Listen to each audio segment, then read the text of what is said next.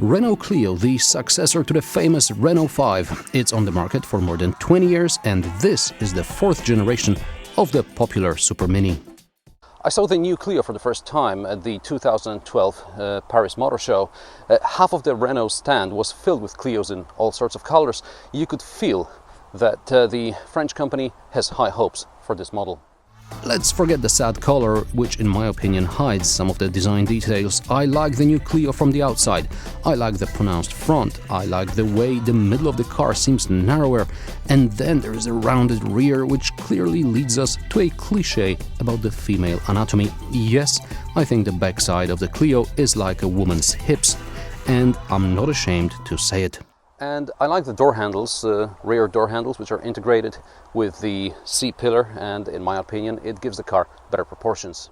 The 300-liter boot is one of the biggest in the B segment. Only Honda Jazz and Skoda Fabia offer more, and Citroën C3 has the same size boot.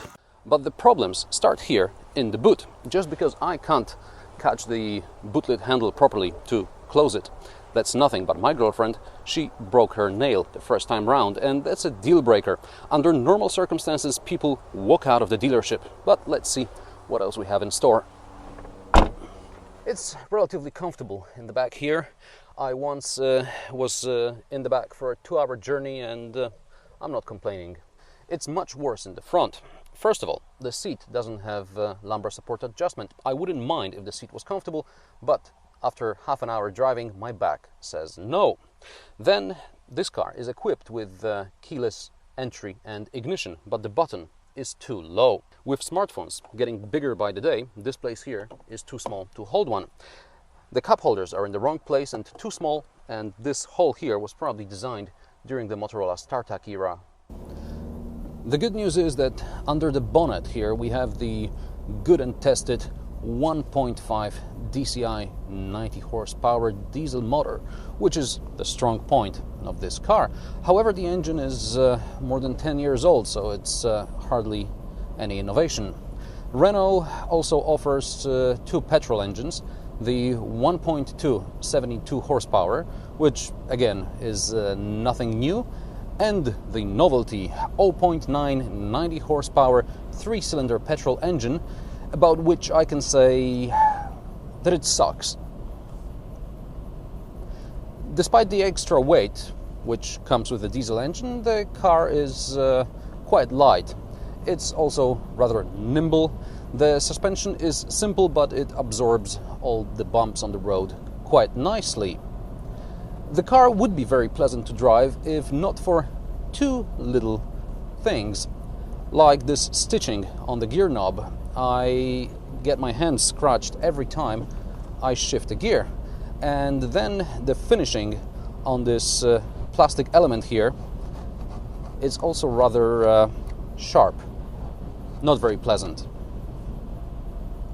The dials are supposed to look modern, but I think it's just a compilation of whatever spare parts they had from the Renault Megane.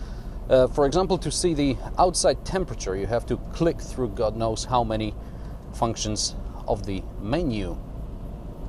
And like it's always with Renault cars, to use the cruise control you need both hands, because there are 3 buttons all over the cockpit. Interestingly enough, my girlfriend does not mind any of it, except for the boot lid handle business. But Renault decided to go full on with the infotainment system. This is called the R-Link. It's easy to use, and there are going to be some apps which you can download, like an app which imitates engine sounds, which is a good thing, because what's coming from under the bonnet is not very inspiring.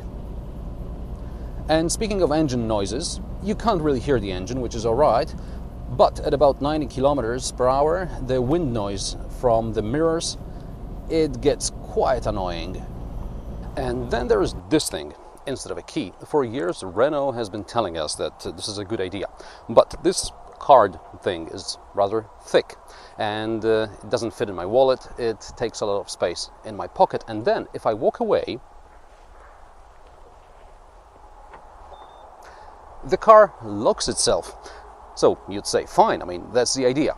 Of course it is. But Let's imagine a situation in which I want to do a quick shopping and someone is left inside the car. And this car doesn't have auto alarm, but if it had, you see what I'm getting at. I like the way the new Clio looks. It seems practical, at least at first. With prices starting at around 13,000 euros, it's somewhere in the middle of the segment. Especially, we have to remember that it is a 5-door car only. However, if I were to choose something new, I'd go for the Peugeot 208, which, in my opinion, feels a bit more upscale.